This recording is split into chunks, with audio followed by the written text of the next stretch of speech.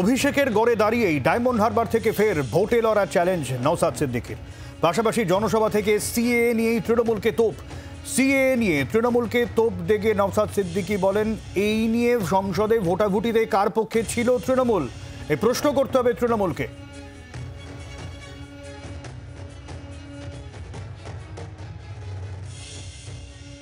স্বাভাবিকভাবে হয়তো ভয়কে রক্তচক্ষুকে উপেক্ষা করে আসতে পারছে না, ঠিক কথা, কিন্তু ইভিএম মেশিনের সামনে তো গিয়ে সে আর ইভিএম মেশিন তৃতীয় কাউকে তো দাঁড়াতে দেব না।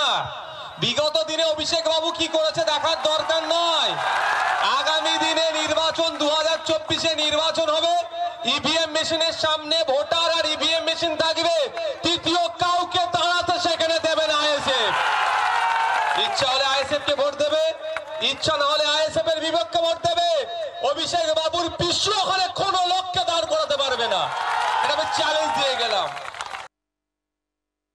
আপনাদেরকে সিএএ দেখিয়ে তো খুব ভয় দেখায়, ভোট নিয়ে নেয় অনেকের কাছ থেকে। যখন সিএএ যখন হচ্ছিল অভিষেক বাবু তখন কোথায় ভোট দিয়েছিল একটু খোঁজ নিয়েছিলেন? অভিষেক বাবুকে বলতে বলবেন। আমি এই জায়গায় দাঁড়িয়ে বলে যাচ্ছি ডায়মন্ড হারবার থেকে, অভিষেক বাবু সিএএ এর বিপক্ষে ভোট দিয়েছে কি দেয়নি এটা উনাকে জোর গলায় বলতে বলবেন। দেখবেন পিসি ভাইপো এই বিষয়ে মুখ খুলবে না, খোঁজ নিলে দেখা যাবে হয়তো সিএএ এর পক্ষেই ভোট দিয়েছে।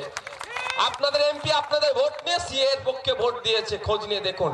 অভিষেক বাবু অর্থাৎ আপনাদের বর্তমান যিনি এমপি আছেন, বর্তমান কেন বললাম, আপনাদের দোয়া আশীর্বাদ ভোট নিয়ে উনাকে তো আমরা প্রাক্তন করব, ওই জন্য এখন বর্তমানটা বলে নিচ্ছি।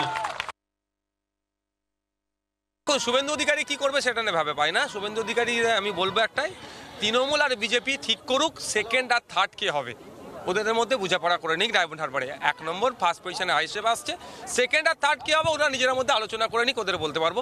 আর বাম আর কংগ্রেসের কথা যেহেতু বলছেন, যদি তা বাম কংগ্রেস ইন্ডিয়া জোটের মধ্যে থাকে, সেখানে তৃণমূলে যদি উপস্থিত থাকে, সেখানেও আমার তাহলে ওখান থেকে সহযোগিতা নেওয়া বা দেওয়ার কোনো প্রশ্নই থাকছে না। আর এর পাল্টা কুণাল ঘোষের কি বক্তব্য শুনুন।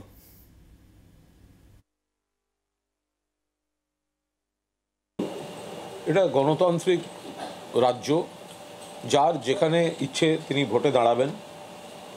এবং সমস্যা হচ্ছে নওশাদ সিদ্দিকী হচ্ছেন বিজেপির হাতের পুতুল, এবং আরেকটি দলের একাংশ তারা মিলে যে ষড়যন্ত্রের চেষ্টা করতে পারেন, তাতে কিছু এসে যাবে না। 4 লক্ষের বেশি ভোটে অভিষেক বন্দ্যোপাধ্যায় জিতবেন। আর নওশাদ সিদ্দিকী তিনি এই দাঁড়াবো বলে নাটক না করে দাঁড়ান।